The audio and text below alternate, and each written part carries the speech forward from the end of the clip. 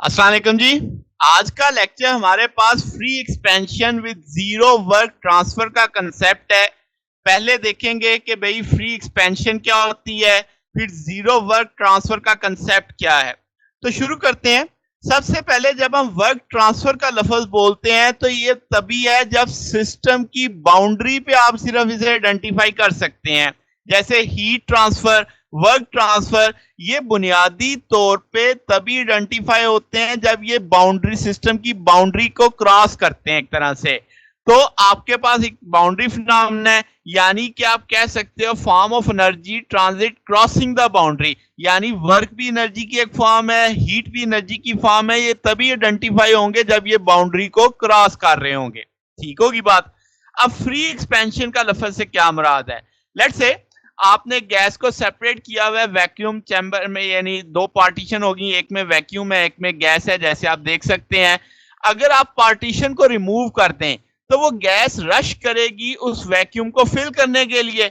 ये जो expansion of gas है जो वैक्यूम में की वजह से जब वो आई, यानी वैक्यूम को फिल करने के लिए आई, इसे फ्री एक्सपेंशन कहते हैं।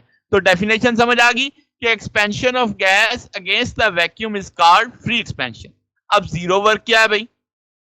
अगर आप उस वर्क को निग्लेक्ट कर दें जो हमने पार्टीशन को रिमूव करने में किया है और गैस और वैक्यूम को इकट्ठा एक सिस्टम माने, तो आपके पास कोई भी वर्क इन्वॉल्व नहीं है, क्योंकि वर्क ने कोई बाउंड्री क्रॉस ही नहीं की, जो मैंने शुरू में बात की।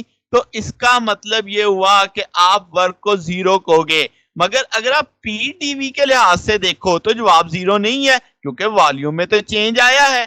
अब ये चीज असल में पूरा टॉपिक इस पे खड़ा है कि ये इक्वेशन क्यों नहीं हम इस्तेमाल कर सकते, इसमें क्या मसाइल हैं, हमें इसी बात को क्यों मानना है कि वर्क जीरो है। यहाँ पे तो वॉल्यूम में चेंज है, तो आपके पास इस चीज को जरा लेके चलते हैं कि क्या वजह है इसकी। अब जो आपके पास, अगर आप सिर्फ गैस को सिस्टम मानो, वैक्यूम को ना मानो, तो जब आप पार्टीशन रिमूव करोगे तो वॉल्यूम में चेंज आएगा। तो इसका मतलब आप इस फार्मूले से वर्क कैलकुलेट करने की कोशिश करोगे कि पीडीवी। ठीक है। अब आपके पास ये कॉसिस्टैटिक प्रोसेस नहीं है। अब ये प्रोसेस आपको याद है क्या था कि इतना स्लो प्रोसेस के सिस्टम के पैरामीटर इक्विलिब्रियम में रहे। अब ऐसा तो नहीं होगा, क्योंकि गैस तो बड़ी तेजी से जाके उस वैक्यूम को फिल करना चाहेगी। ठीक है।